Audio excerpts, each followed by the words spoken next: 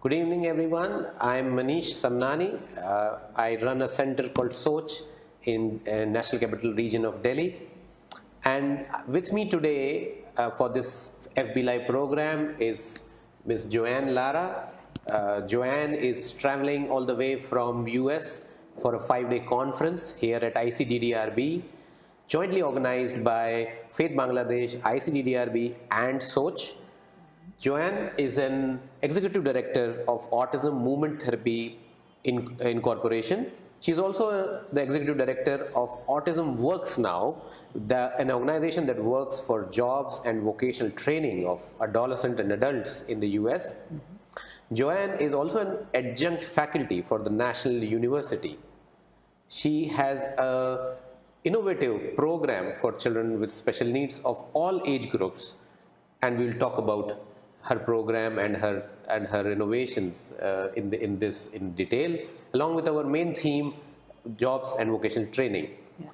Joanne and I here are together here at Faith, and Faith Bangladesh is a center for children with special needs. It provides direct clinical services to all children who approach them at the center and give them need-based services. Faith Bangladesh is also involved with research and education. It is also involved with awareness and training programs so that capacity can be built up for professionals and for parents throughout the country. And Faith Bangladesh is also a pioneer in introducing technology into the healthcare and therapy services. So I welcome Joanne to Faith Bangladesh office, and let's hope that we get a lot of new insights from you today. We are doing this FB Live program. We are inviting questions we will soon receive from people all around India, Bangladesh, and anywhere else. Fantastic. And we'll continue with the discussion. Joanne, first tell us, what is your 5-day conference that you are doing here at the moment at ICDDRB in joint collaboration with Faith Bangladesh and Soch, and what was your personal contribution to the 5-day program? So my contribution to the 5-day Expressive Arts Conference was Autism Movement Therapy, which is a movement and body-brain based method of movement and music for individuals with autism. And on Saturday, I'll be presenting on ABA, Applied Behavior Analysis. So I'm covering kind of two ends of the sticks, if you will. One is expressive arts, and then the other end would be the behavior piece. But as we know, all kids with autism who have an eligibility of autism have some kind of behavior. So it should be applicable for everyone in the audience and who's watching the Facebook Live. Yeah. Coming to the theme for today, Joanne, we know that the early intervention services are very important and are said to be, we say that the more earlier, the better for children with having difficulties. But of course, the nature of the disability is such that it might be much more residual in nature, much more pervasive in nature, and then the children grow up. That's right. What are your thoughts about children when they grow up? What should we call them? What should we do for them? Well, that's a big question, but a good question. One, they all grow up, and what I always like to say to parents and caregivers is, take the child now where they are, say they're 5 years old, add 10 years to that, and what do you see? And if you see inappropriate social behaviors that are not going to serve the child in a community setting, in a home setting, in a school setting, then we want to roll up our sleeves and get to work on behavioral and kind of nip it in the bud, which we can do. It's easy to do. Sure. Joanne, do you think there's really kind of a transition like any other regular children have transitioned when they are growing up from they have their school years and then they transition to teenager and adolescence and then they transition to adulthood?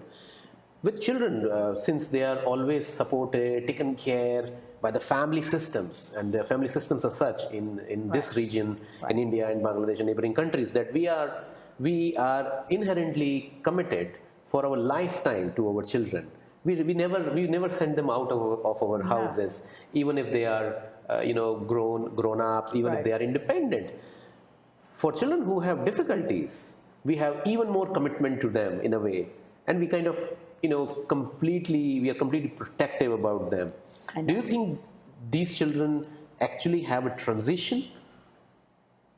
Well, you see, I don't agree with any of that. And I think that it would be great if all over Asia we could begin to see transitioning, meaning a child making a transition from one place to another, the definition of transition.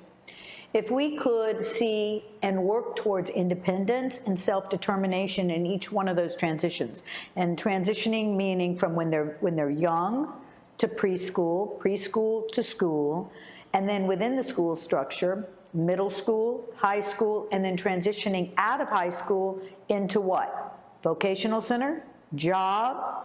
What we really want is to think of them having a job.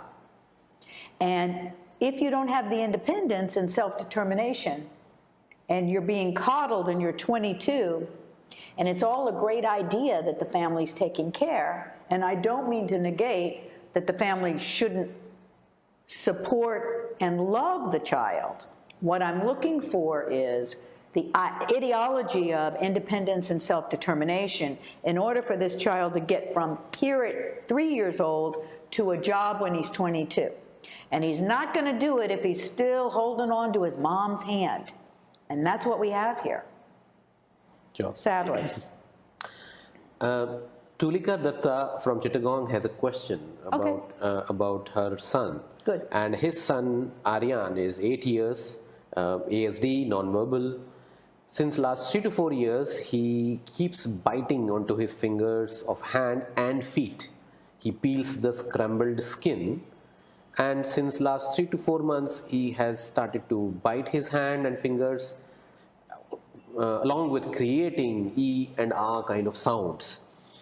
Whenever he wants to escape from the task or deny something or wants to do something, he does this even more. He also has a history of myoclonic epilepsy from last 3 months, and he's on a medication.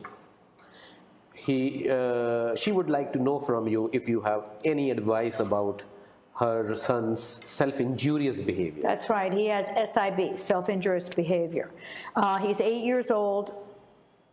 The biting of the hands and the feet and the peeling of the skin, self-injurious behavior is sensory-driven. So he's sensory-driven. Does he have language? Did you say nonverbal? Nonverbal. All right, so we need a lot for him. What we need is, and is he going to school? I need to know that. Does he go to a structured environment or is he at home all day?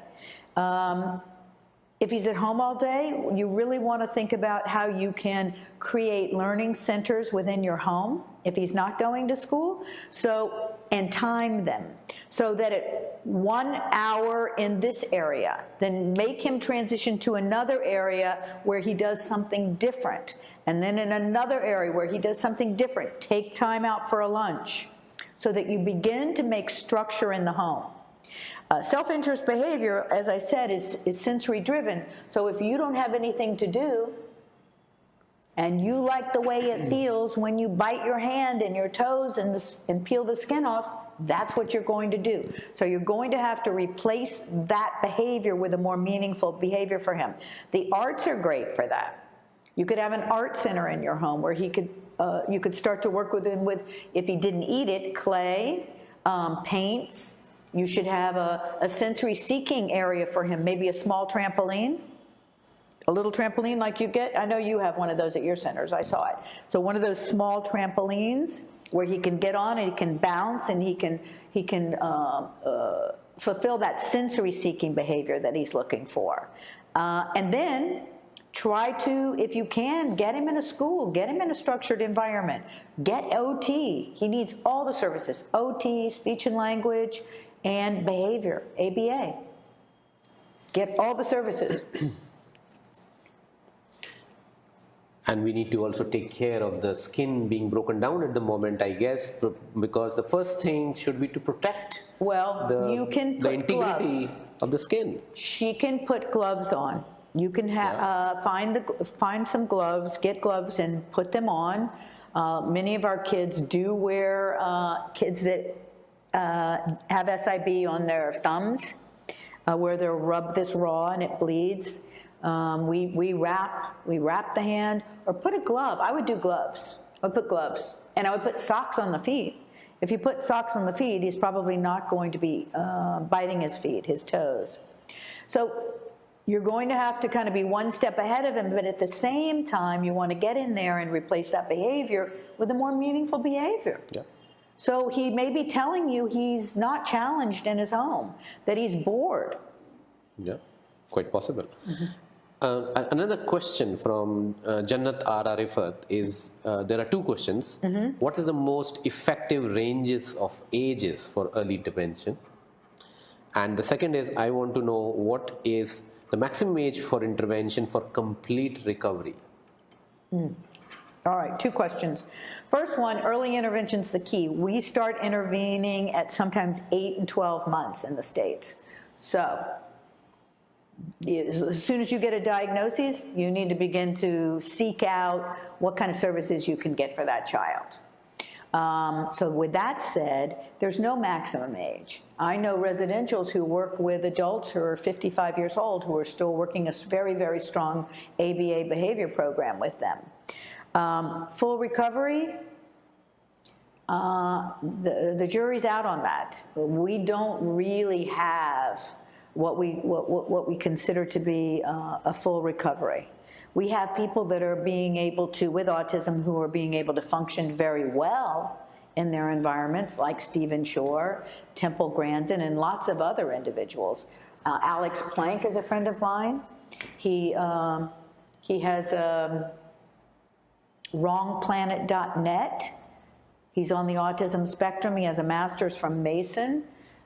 He still has autistic characteristics, but he functions very well in society. So recovery is a dubious word, I think, when we're talking. I don't see them hand in hand with autism, in other words. Sure. Question by Rubaya Ruba, how to treat vocal stimming? All right, do you mean scripting? Can you see if she can answer that? Scripting, video scripting, or Disney scripting, or just echolalia? We'll have to find out. Probably Okay. We'll have to find out. We'll wait for her response, and if you have something, you can. Well, right off the bat, I would say, again, I'm such a behaviorist. ABA has verbal behavior. And if you get a good ABA person that understands verbal behavior, that is a verbal behavior. And it has to be worked with as such. In other words, what's the function of the behavior? I'm sure your child's using the scripting or stimming, verbal stimming in every setting. So that means he's using it for attention seeking, for escaping, when he doesn't want to do something. Sensory, likes the way it sounds. And tangible, he probably gets something. People maybe give him a cookie if he stops verbally stimming. But one thing I did when I was in the school setting with that, I had a little gal that had Angelman syndrome, and it very much parallels verbal scripting all the time, with a lot of laughter. I don't know if you've had an Angelman child. It's a genetic disability. But I began to, at the help with my professor at that time at Cal State Northridge, told me, audio tape her reading a book. Does she like to read? Yes, read a book. There she is with her yellow cap on, and here she has a dog, and there's her cat, and whatever. It doesn't have to, even if it doesn't have to be reading, but just going from one page to another and actually reading a book, and you're audio taping that, and you're putting it into a machine and putting headphones on her so that she's wearing the headphones and she can listen to herself. So if it's sensory driven, then you're fulfilling the function of the need of sensory by allowing her to sit down, and everybody else in the environment doesn't have to hear it all the time. Sure. It works very well. Next child-specific question by Humaira Noor Andalib is that her son was non-verbal till 3, and at 5 now he's a scripter. He likes to keep telling dialogues of the animation he wants to watch, or the direction to the outdoor plays he wants to go to throughout the day. How can I use this to improve his language, and how can I make sure that he would not be limited to only what he wants to do? Right, okay, so a couple of different pieces to that. One, if he likes to script, which is a good thing, because you're right, if he was nonverbal and now he's talking, then we like that. We want to encourage speaking. But we also want to work with that from a behavioral point of view, in that if we want him to do something, say attend a task and sit down and eat his sandwich, then he can't have access to the scripting. So he gets to script, go with me here, because it's hard, but he gets to verbally script after he performs the task that you want from him. So he sits down, he eats his sandwich, great. Now you can verbally script for the next 5 minutes. Go at it. Oh, did you know the Beauty and the Beast and the blue thing and the bell? Blah, blah, blah, blah, blah. Did you know the Beauty and the Beast and the blue bell? Let him go at it. You don't have to stay in the room. Then come back and say, oh, 5 minutes is up. Now I want you to. So it takes a lot of commitment, because you're going to have to move him from activity to activity, but you don't want him to verbally script ad nauseum. If not, it's not going to serve a purpose. Remember, speaking is communication, and autism is a communication breakdown.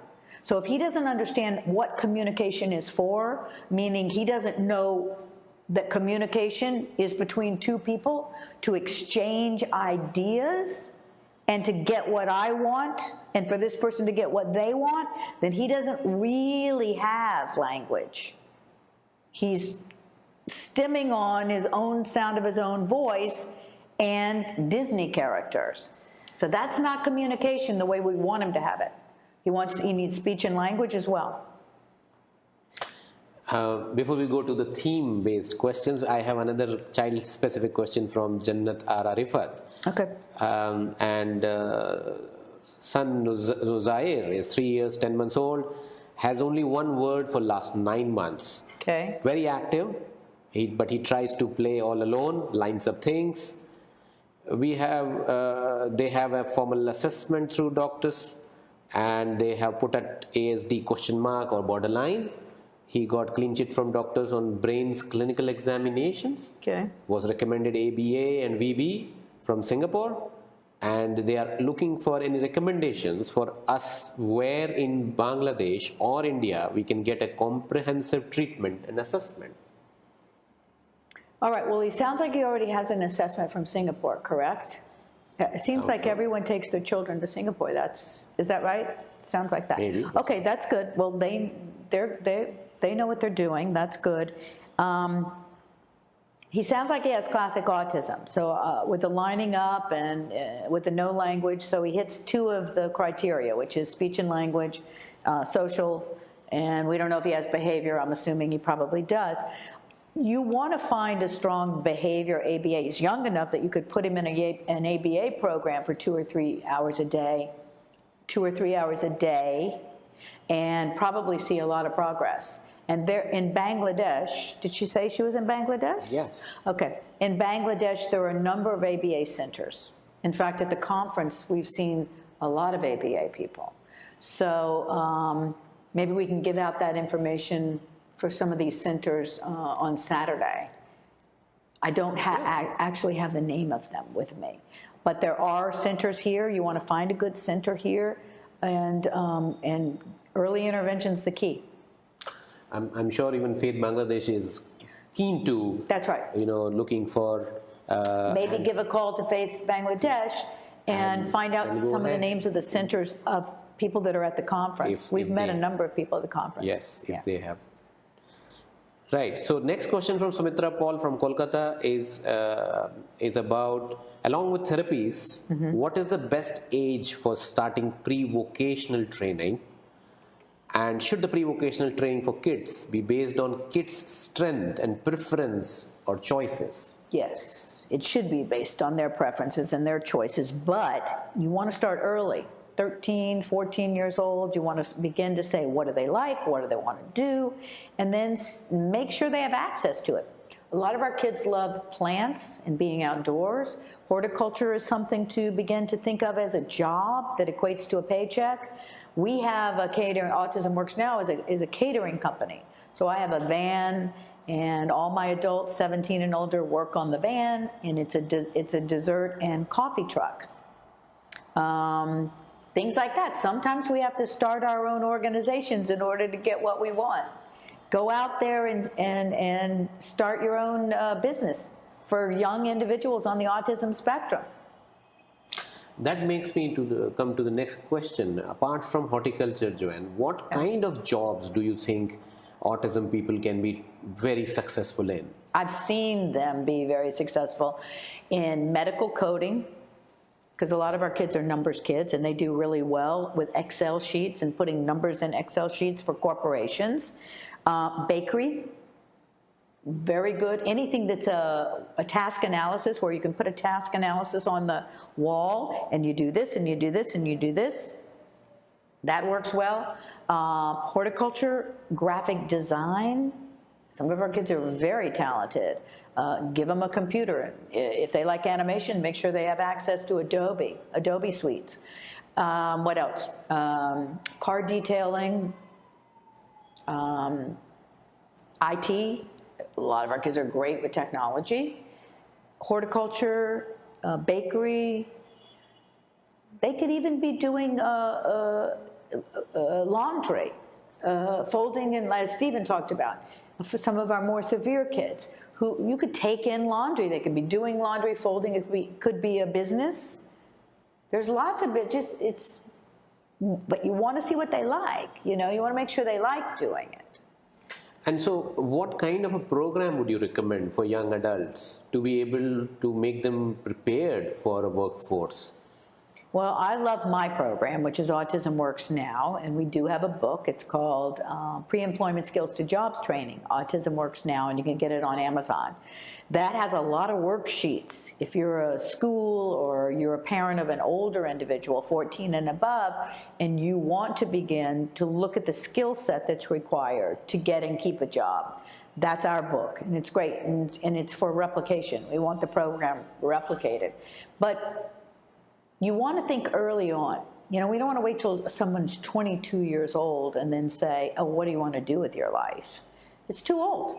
You want to start at 13 years of age, beginning to let them have access. Vocational training is the way to go. Vocational centers. Bring back vocational centers. Teach these guys how to do something when they're 13 and 14, and by the time they transition, or as we talked about transitioning, move in from the end of public school system into the community and their homes, then they can get a job, or it equates to a paycheck. So I'm jumping on to child-specific questions that we keep receiving on the FB Live, and we'll keep on juggling between the two things. Okay. This is Ifat Jahan Chaudhary from Dhaka, and her daughter is 8 years old, and recently she had a teeth decay and cavity, which took some time for them to realize that it is that, and she kind of suffered for 5 months because of the teeth decay, because they did not realize it. And she's in the phases of teeth losing, gets into phases of tooth losing all the time. Right. All these things are making them obviously a little anxious, and they do not want to, they kind of feel bad about seeing their child into that phase of teeth losing. How can the parents reduce her anxiety, and as it also affects the natural eating habit of the child? Exactly. Well, here's the thing. You're the parent. You have to make your child brush their teeth. We have a lot of problems with our kids. They don't want the toothbrush in the mouth. You know that, you're OT. So they do this, and finally the parent goes, never mind. They need to be brushing their teeth 2 times a day, just like everybody else. Because if you don't, that's what you get. And if she's 8 years old and she's losing her teeth, that's not a good sign. That means she has gum disease, and that she's got cavities. she doesn't have proper dental hygiene. That has to, there's no turning that around. You just have to start brushing your teeth. And if you can't get the toothbrush in the mouth and she doesn't want it, we need OTs. That's what OTs do. And they're very good at that. They know how to present things to be put into the mouth, and they know how to progress and do that scaffoldedly. But you do it because she will lose her teeth. She will lose her teeth. And she won't be able to eat, and you'll just have to puree all of her food. And it's not a good thing. So it's not a good thing. Yeah. And it's a behavior. Not wanting the toothbrush in the mouth is a behavior. Another child-specific question from Naima Tapashi Luna is that her daughter, who is around 4.5 years old, and she keeps repeating every word that the mother tells her to say. Yeah, right. Well, it's called echolalia, and there's nothing wrong with that. That's the beginning of speech and language. So. And her question then is she going to talk fluently, or is there anything that she can do about it? Is there any possibilities for her to become normal? Can she become normal by any chance? Okay, so, what is normal is what I say. So, I think we want to throw out that. We just want her to be as successful as she can be. Echolalia is the beginning of speech and language. So actually, imitation is a form of, as they say, a form of flattery. So she's just flattering her mother by saying everything her mother says. You want a good speech and language path that can take her past that, absolutely. I don't talk about recovery, and I don't know her, so I can't say that for sure she's going to have speech and language. I can say that most children that I've worked with, I was in the public school system for 10 years in LA Unified School District. So I had a lot of children who were moderate to severe kids with autism, and many of them didn't have language and had echolalia, and they did talk. So my experience is they move into speech, yeah. Supporting your thing on normal should be thrown out. We met Stephen Shore, and I think he's somebody who is on the spectrum. Always wears a cap and a sandal, but I guess the kind of a success that he has now probably puts all so-called normal people to shame. Yeah. And travels all around the world in 45 countries, maintains a profile. So yes, of course, the normal should of course be thrown out. Another question by Rubaya Ruba is that her child always keeps licking and chewing inanimate objects. Mm-hmm. She knows it's sensory, and she has tried chew tube, chewing a necklace, motor brush, ZY brush, but there's no improvement yet. What can she do now? Again, a behavior, and it's common with children with limited communication, with no language. So also, like I told the parent today who I was with, you might want to check for trace elements. It sounds like it's metals, and if she's going for metal, then you want to see if she's lacking a mineral. Many kids eat dirt, they eat sand, they eat metal, they eat erasers. You look at what she's eating and what she's going towards. Also, it's sensory, probably, putting her tongue on a metal thing, but you got to be careful. Because, well, here you don't have snow and ice, but on the East Coast in the United States, the kids will do that, and they have to go get hot water and get the tongue off because it's a frozen pole. But I would do trace elements if you can. So that's what'd you say? A test for trace elements to say whether there's a deficiency. Because it could be pica, P-I-C-A, and it's a behavior. So you're going to work with it. A good ABAist can help you with that as well. So coming back to our theme of jobs and vocational, do you think that the employers or prospective employers of our children having difficulties would also need any kind of training? Absolutely. Listen, it's not an easy street. We're still doing it for the first time in the United States. We're doing a good job of it, We have 80% unemployment with kids with autism, all people with autism in the States. And that's why the movement has been so successful. But you have to get out there and educate your organizations. That means you need to get teams together, and you need to start having what we call lunch and learns. See if you can go into the organization, and when they have a lunch, go in and do a lunch and learn, where you're teaching, this is what autism is, this is what you expect. But when you hire individuals with autism, you're going to see this. You're going to see a person that shows up every day with bells on, will do their job. You won't have to train them and then next week they're gone, because they like repetition and coming back to do their job. And they're very successful. I mean, they're great employees, but the employers don't know. So you do have to do some due diligence about what it's like to hire individuals with disabilities and what to expect. And then you've got to get these organizations to start hiring. I say here, they have a lot of, don't they have a lot of industry here? A lot of industries here. Yeah. So do they have car industry, like Volkswagen? I know in India do we have that in Bangladesh? Most probably they would. Yeah.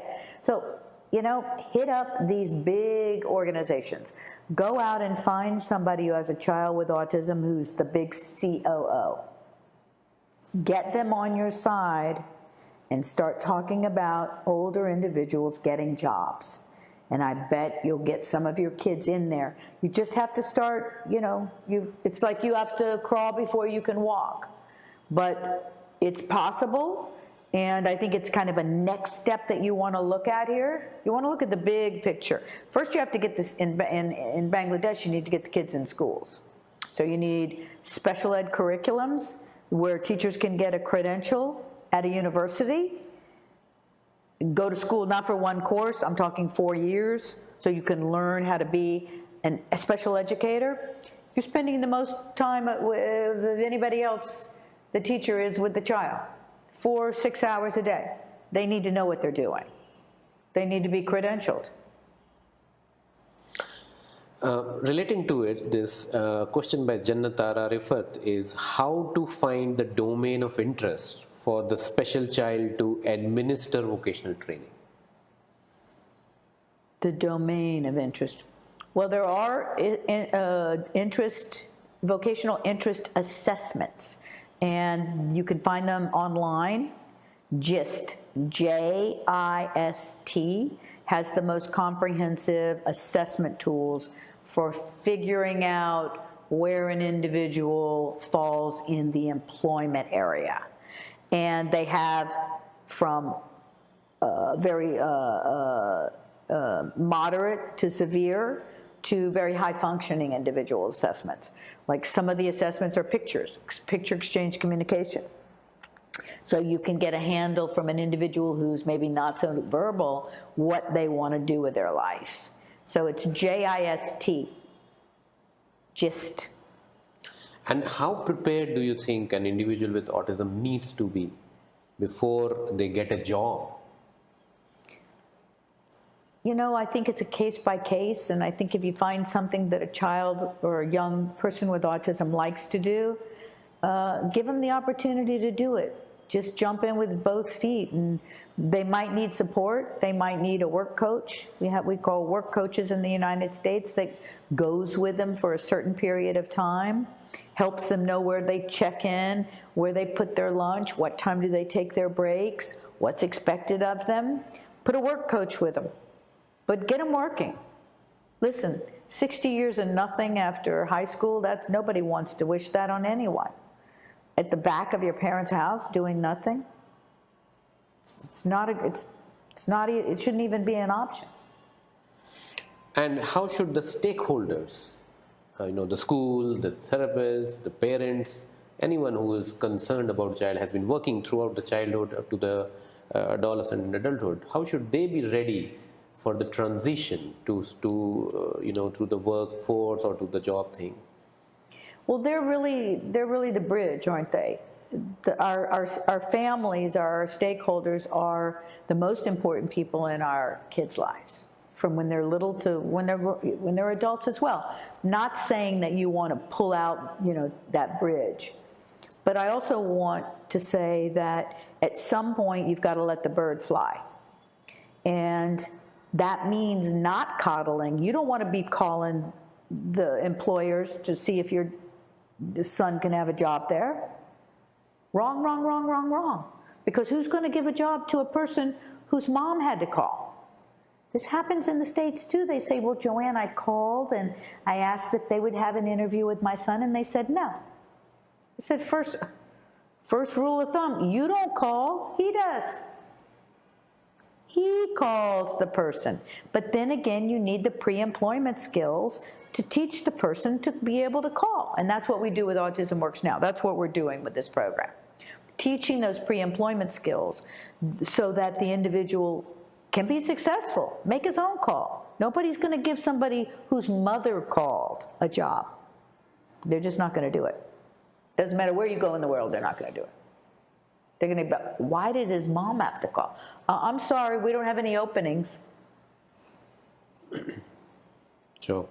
And when a person transitions into the community or job kind of or workforce, what other changes does he have to undergo? What other changes he has to face before he actually does this transition? Well, we want to think about residential and where he's going to live. In the United States, we have something called, you have IEPs here. We have something embedded in the IEP when the child turns 14 called an ITP, Individualized Transition Plan, meaning what are they going to do with their life when they transition from high school, public school? What is it going to look like residentially? Where are they going to live? Community, what is their social life going to look like? Who's going to help them have friends? Nobody wants to not have friends. And then employment.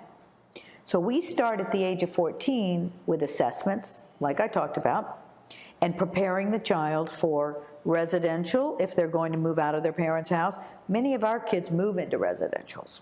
They move to be with friends that are their own age. Because as they transition out of high school and stop going to school, they don't have any friends their own age. They have parents. And parents, as sad as it may seem, are going to transition themselves to the next life. And this individual is going to be left at the age of 55 or 60 going to an institution or a residential somewhere with people he doesn't know, because the parents are gone, they passed on. So you don't really do your child a favor by keeping them in the home, keeping them coddled, cloistering them, if you will. You really want to try to see about giving them a full life, just like you or anyone else would want. So if it's a residential where they live with another person with a disability, with a 24/7 person in the home, we do that a lot. Because look, not everybody can live independently. Somebody has to cook sometimes for these young adults. Somebody has to help them wash their clothes. I mean, we want them to be as independent as they can, but they have to have someone always there. So you have a 24/7 person living in the residential. Maybe you have 2 rooms, and there are 2 people with a disability sharing, and then they're living in their own apartment. They're independent. It's a great thing. One of the narrative, Joanne, that I get from the parents, especially from school-going parents, children, is that my child is not interested to do anything. That's right. That he's not interested in academics and studies. Tell me, has that been your experience of parents narrating the same about adolescents and adults? No. Regarding their job? I think that is a personification that parents put on their children. I think we saw that when we had, the first day of the conference, we had 6 adults, young adults, who were in school. And that was one of my first questions, I think, wasn't it, Manish? Do you want to have a job? Yes, yes, yes, yes, yes. These kids do want to have a job. They know what a job is. but they have to have access to being able to have the real option of having a job. So they're probably going to tell you, no, I don't want to do anything. But it has to happen in the education system, in the academic system. Has to be able to begin to, all those kids that were at the conference go to school. So they're going to school, they're going to vocational school. And the one young man went half a day to vocational school and then half a day to his job. That's the fantastic model. We have that model in the States as well. Academic would prepare the child. Then the individual, as he ages, realizes what the options are for him. So I think we don't want to take a lot of credence in the fact that he says he doesn't want to do something. We just haven't found what it is he wants to do that's a viable option for him. Yeah. One of the other apprehensions that parents have towards transition or even thinking about work and job related areas for children is that they feel that the children having difficulties are anyhow very vulnerable towards Have a difficulty where? Are vulnerable towards is that they have a safety related concerns when Being outside of the home. being outside of the home. Got it, okay. Okay, so that's when you bring in the job coach. That's when you have somebody that's with them, that's providing a caregiver role and going with them into the community, living with them in the residential and going to work with them. And that's okay. Because that person should be closer in age to them than their parents. And that's an inclusive model. That's an inclusive model. Having a young person that's close to you in age, that goes with you in the community, goes with you to the job, maybe even lives in the residential with you. We have that model.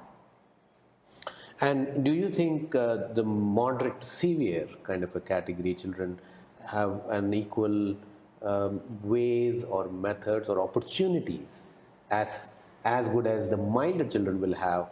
You know, I feel that the parents would always feel that that if the child is on a little difficulties kind of a side, they probably will not even think about jobs and work and transition. Well, I like to say everybody deserves the option to work. So in my book, nobody is left out. And it's important that we make sure that the moderate to severe population does have access to job training. They do just as well as everybody else, but they have to have access to it. So that's, again, vocational training, vocational centers. You've got to start lobbying your government. Go to your prime minister. I keep saying it. Go to your prime minister. Take a meeting with her, with a group of advocates, and tell them that you want credentialed teachers that come out of universities to be teaching and working with your kids in the school system. It's got to start in the school system. It really does. You can't start up here. Got to start where these kids are learning, where these kids are able to be successful is in a school system. But your school system doesn't support them. So until you get your school system with credentialed teachers supporting these kids, whether they're severely autistic or mildly autistic, it's not going to, there's going to be a big hole in the model. And that's what it is right now. There's a big hole. Got to get to these government people and get these people on your side. Explain that there's 1 in 40 individuals with autism.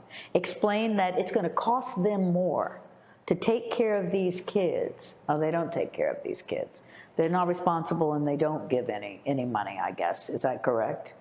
Here in Bangladesh. India and Bangladesh, I think families really, own children. All on their own. All on their own and throughout the life.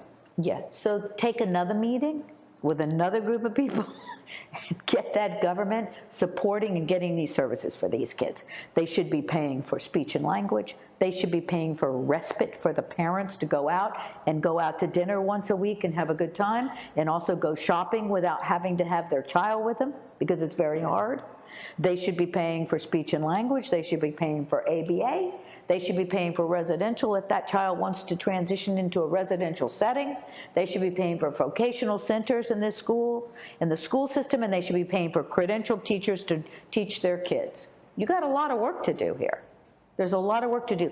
But you know what? The parents are the ones that make that happen. Get into a group, have support groups, do advocacy groups. Get yourself with a bunch of very, very determined mothers, and you will see a change. Because they'll be like, oh no, the mothers are coming again. What do they want? What do they want this time? That's how you do it. That's how they did it in India. I talked the same way when I went to India in 2012, and they're getting things in India now.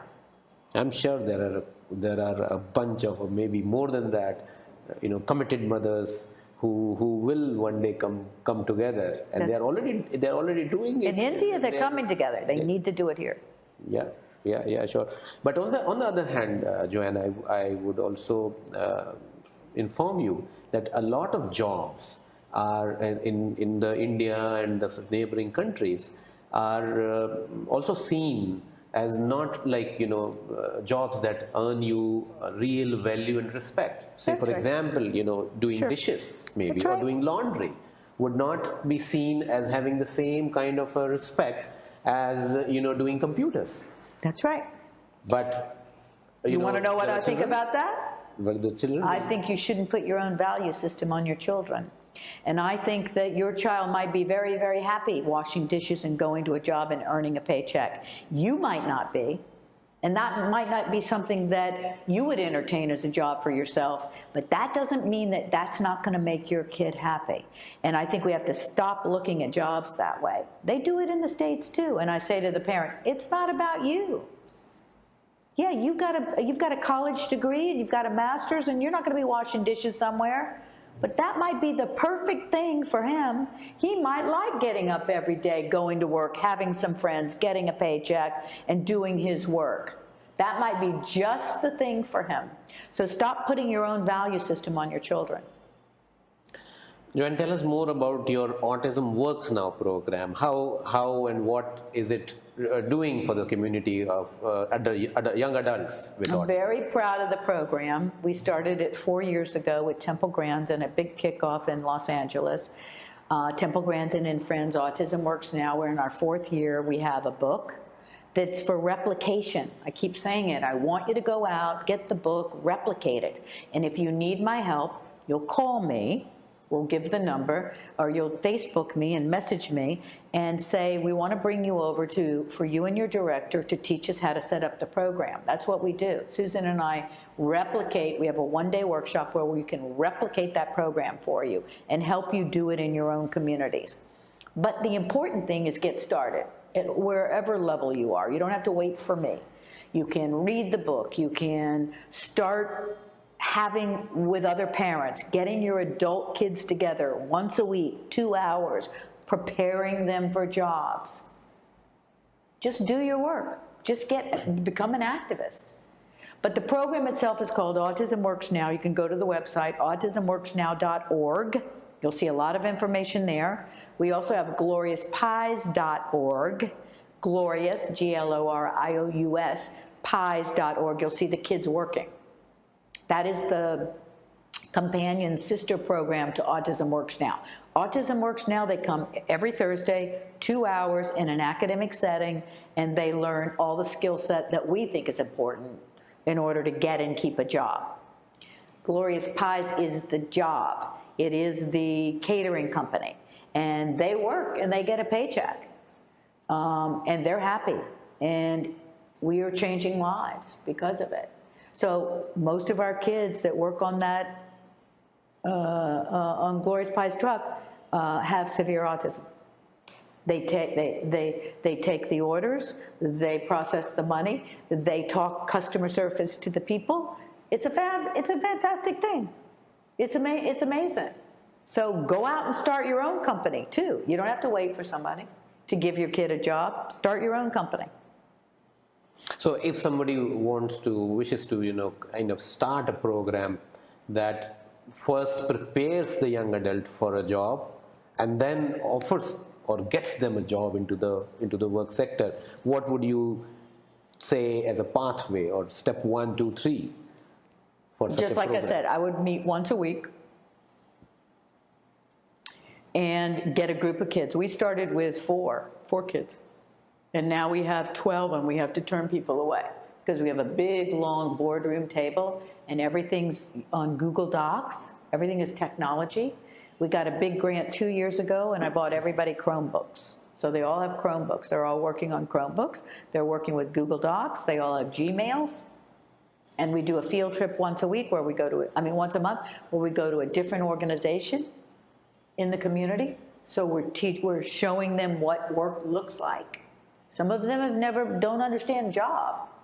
So we got to show them what is a job. We visit different organizations, and they get to meet with the director, ask the questions, and take a tour. We've been to Best Buy, Marriott Hotels, HR, Fox Television, FX Television, Actors Gang. It goes on and on and on. So you can create the same program here, which is why we wrote the book. And again, I'm happy to say, we're happy to come back and help you set up that program and replicate the program. Thank you for the offer. Yeah. So, Joanne, also tell us something about your sister program, the Autism Movement Therapy, for which you are. That's a big brother. That's a big brother. It started first. It started 10 years ago. We're 10 years old now. Can't even believe it. We're 10 years old. I started Autism Movement Therapy because I was a teacher in LA Unified School District, and I taught 3rd, 4th, and 5th grade, and 6th, 7th, and 8th, and then the older kids in community-based instruction. I taught 10 years. All kids with autism, moderate to severe. My credential is a moderate to severe education specialist. So I am specialized to work with kids with disabilities, deaf and hard of hearing, emotionally disturbed, vision impaired, traumatic brain injury. I have a master's in moderate to severe and multiple disabilities. But what I found in my classroom was that the kids, I said, I'm throwing out all the rules, I'm doing what I want. I need a computer for every kid. What, a computer for every kid? Yeah, I need a computer for every child. Programmed that computer for where that child was in language arts and math. Then I said, I'm going to start playing music all day long, instrumental music, like Brazilian music and Asian music and African music, but no lyrics, on my little CD player. We had music playing all the time. We'd move all the chairs over and we did yoga. This is in 2000. This is almost 20 years ago. And I started seeing my kids who came to me rolling on the floor and stimming on the lights, who weren't talking. 2 years later, leaving, will you be going to middle school with us, Ms. Laura? Talking, assisting in general ed classrooms. And I said, bingo, it's about the music and the movement. And when I get out of the public school system, I'm going to develop a program specifically for them. I have a degree in dance, and I know how powerful dance is. I'm going to develop a program for these guys. And I did. And it took off like hotcakes. Nobody was doing expressive arts for kids. Temple Grandin immediately backed me, and I got to put Temple Grandin, like, approved. You know, Temple Grandin thinks this is the cat's meow. And now all of a sudden I was getting speaking engagements, and can you bring that program here? And I put a workshop. I was like, bring that program here. I don't even put together a 2-day, 10-hour workshop. And I've done, to date, 70 of those globally in the last 10 years. So there are a lot of people all over the planet who've had exposure to autism movement therapy, the movement and music brain-based program. There's a book for that as well, and it's called Autism Movement Therapy, Waking Up the Brain. You can buy it on Amazon. You can buy both of my books on my autismmovementtherapy.org website in the store, along with the DVDs, Generation A and Autoaerobics DVDs. I have a lot of product.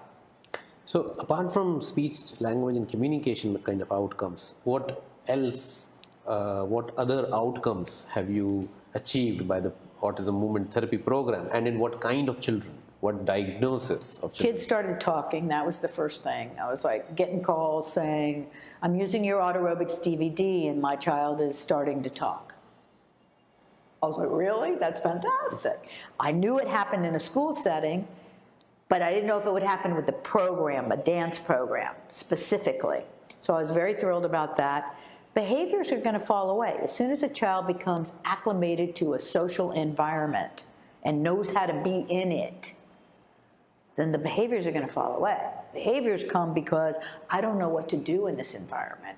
There's so many things here, I can't focus. So once you get the child able to sit and focus and take in the variables in the environment, or what I call waking up the brain, getting the brain to do its job. The brain knows how to do its job. We don't have to teach a baby how to use its brain. It's not like we have to teach somebody how to use a computer. We don't have to teach somebody how to use their brain. The brain is the control center. Brain already knows what it's supposed to do. We have to give it the option of doing that. And then for our children with autism, because they have a neurological impairment, it's not a disease. I heard that word used here. It's not a disease. It's a neurological impairment that is not allowing the child to access the lobes of the brain and those lobes to do the job of what it's supposed to do. Once we can line that up, then we can get a child that can be successful. Sure. Joanne, you talked about a slogan, I think, that you have given, bring back the vocational centers. And what our experience has been, like from the time we received our education towards other years when we were practicing, is that the model of vocational training centers that we have at present is predominantly, centering towards intellectual disability. And so the kind of training being provided, the kind of competencies that trainers have are all more towards intellectual disabilities, right, with the the soap making, the candle making, the envelope making.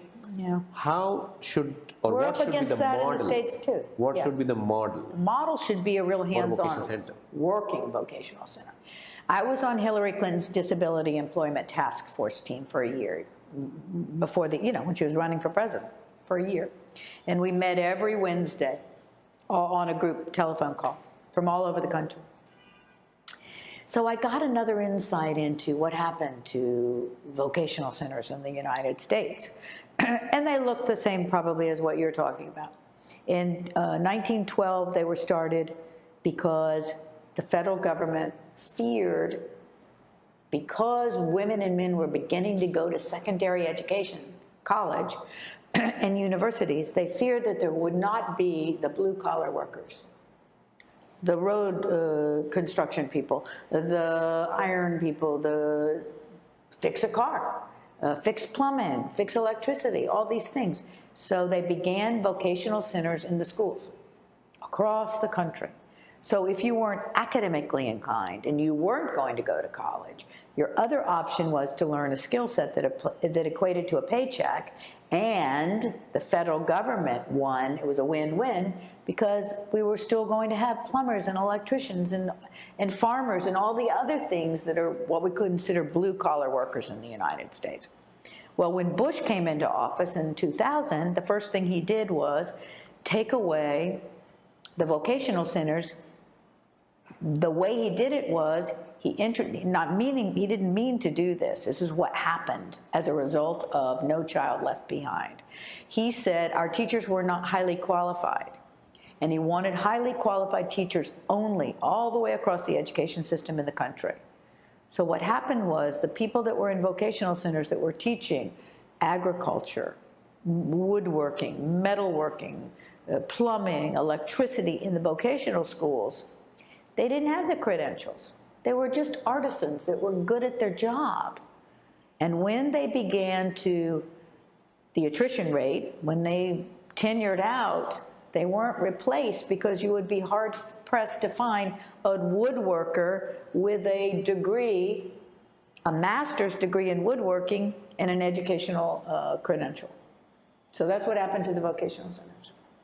So now we have to bring them back. And that's what my information to Hillary was talk about bringing back vocational centers, and she was talking about that towards the end of the campaign. I was very happy. So we still have work to do in that area in the States.